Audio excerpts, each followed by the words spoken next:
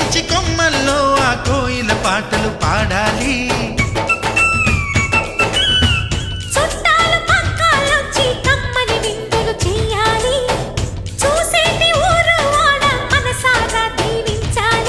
నలుగురు కలిసి చేతులు కలిపి మన కలలన్నీ పండించాలి.